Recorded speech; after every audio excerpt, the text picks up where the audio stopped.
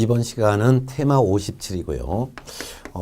부동산 거래 신고 등에 관한 법령에서 이제 마지막 파트 중에서 토지거래 허가제, 토지거래 허가제에서도 마지막 파트가 바로 테마 57이 되는데, 토지거래 허가를 받아서는요, 토지거래 허가 받은 목적대로 이용을 해야 될 의무가 있어요. 그래서 이용 의무.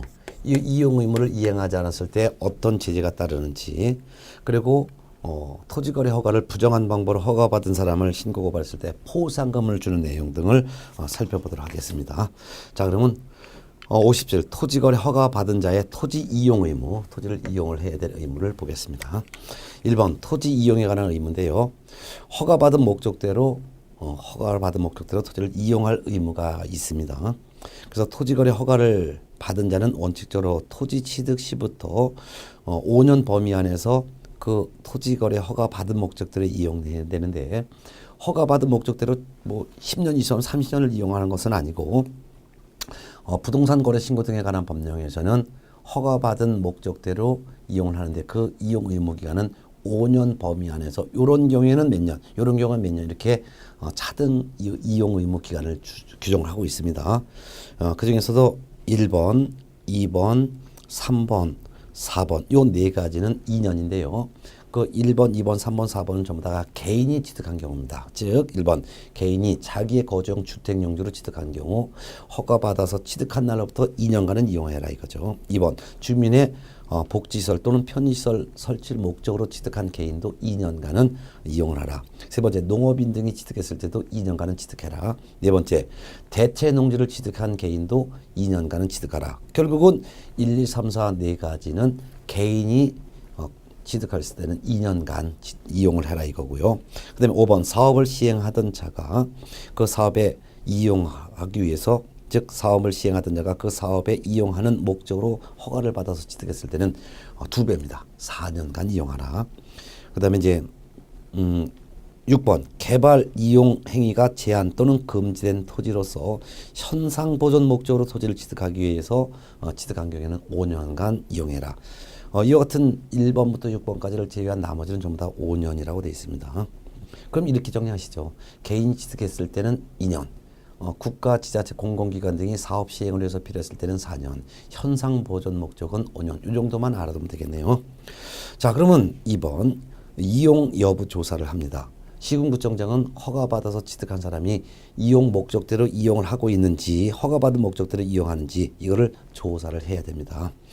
조사를 해봤더니 아니나 다를까 허가받은 목적대로 이용을 하지 않았을 때는 이용하라라는 이행 명령을 때리고, 이행 명령을 받고서도 허가받은 목적대로 이용하지 않았을 때는 이행 강제금이 부과되는데요. 그래서 이행 강제금도 중요합니다. 1번 동그라미 1번 시군구청장은 토지 이용 의무를 이행하지 아니한 자에 대해서는 상당한 기간, 즉 3개월 이내의 기간을 정하여 허가받은 목적대로 이용을 하도록, 이용 의무를 이행하도록 명령을 할 수 있습니다. 이게 바로 이행명령이라는 뜻이에요.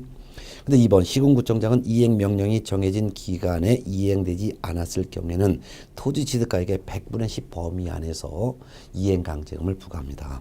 100분의 10 범위 안에서 이행강제금을 부과하니까 100분의 10일 수도 있고 100분의 7일 수도 있고 100분의 5일 수도 있다는 거죠. 그래서 기억번 당초 목적대로 이용하지 않고 그 토지를 그냥 방치만 했을 때는 취득한 금액의 100분의 10, 즉 10%의 이행강제금을 부과하도록 되어 있고, 2번 직접 허가받은 사람이 이용하지 않고 남에게 임대를 해줬을 때는 취득한 금액의 7%, 즉 취득금액의 100분의 7의 이행강제금을 부과하고, 세 번째 디귿번 시군구청장의 승인을 얻지 않고 당초 이용 목적을 무단으로 변경하여 이용을 했다면 이때는 취득금액의 100분의 5, 즉 5%의 이행강제금이 부과되고, 그 외에는 전부 다가 100분의 7, 7%의 이행강제금이 부과됩니다.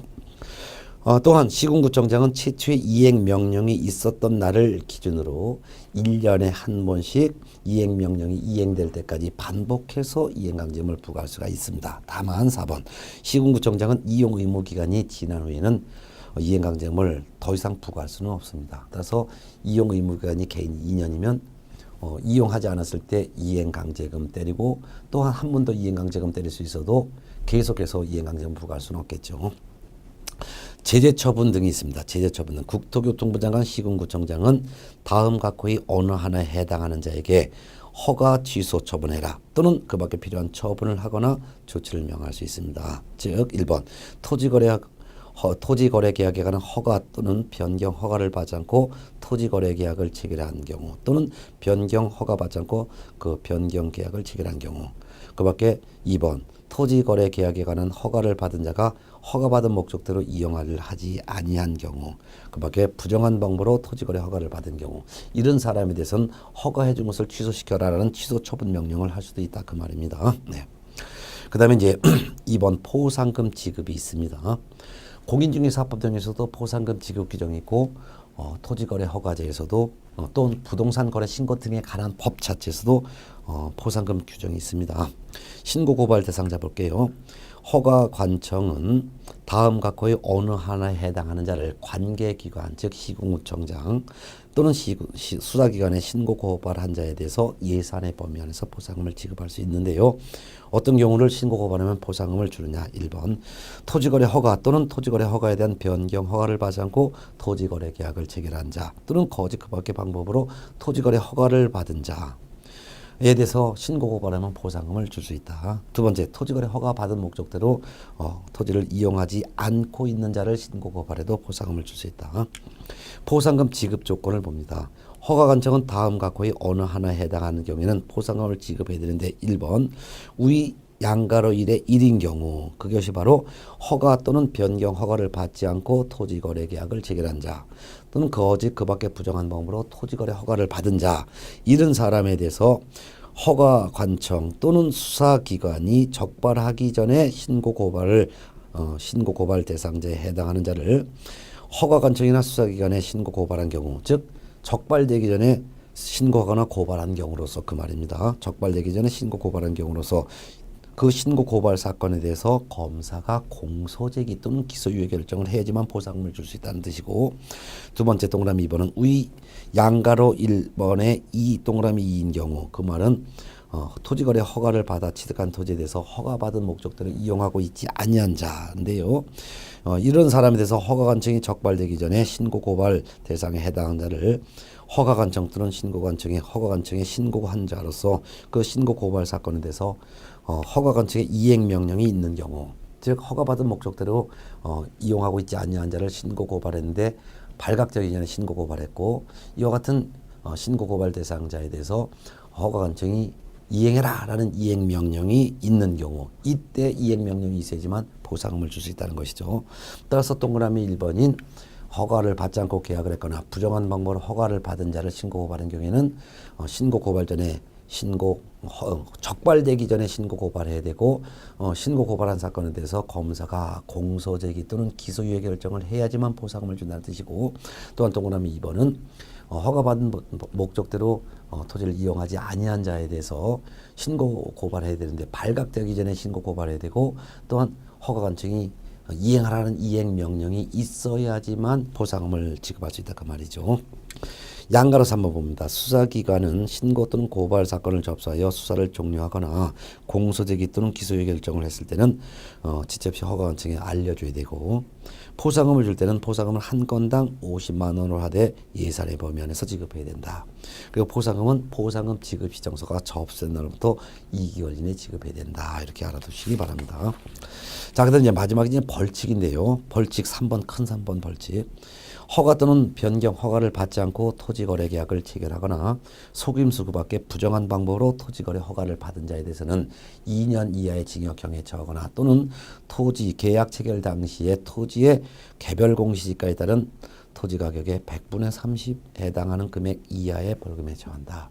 즉 허가를 받지 않고 계약을 체결했거나 부정한 방법으로 허가를 받아서 계약을 체결한 자는 2년 이하의 징역이나 또는 계약 체결 당시 토지의 공시지가의 30% 범위 안에서 벌금형에 처하겠다 그 말이죠. 또한 양가로의 번 허가 취소 처분 또는 조치명령을 위반한 자에 대해서는 1년 이하의 징역 또는 1,000만 원 이하의 벌금에 처한다. 그 말은 부정한 방법으로 허가를 받은 경우에 이거 허가 취소시켜라 라는 조치명령을 따르지 않은 경우 이때 그 조치명령을 따르지 아니한 자에 대해서는 1년 이하의 징역 또는 1,000만 원 이하의 벌금에 처합니다. 참고적으로 이제 부동산 거래 신고 등에 관한 법령에 규정된 업무의 전자처리가 가능한 경우 즉 전자문서로 할 수 있는 경우가 있습니다. 다음이 어느 하나에 해당하는 신고서 또는 신청서는 신고관청 또는 허가관청에 전자문서로 접수하는 방법으로 제출할 수 있다. 즉 인터넷으로 제출할 수 있다. 다만 대리는 전자문서로 할 수 없다. 이렇게 해놓고 전자문서로 할 수 있는 경우를 쭉 해놓고 다만 대리는 전자문서로 할 수 없다는 것을 이렇게 해놨습니다. 뭐 한번 읽어보는 정도만 해도 될 것 같습니다.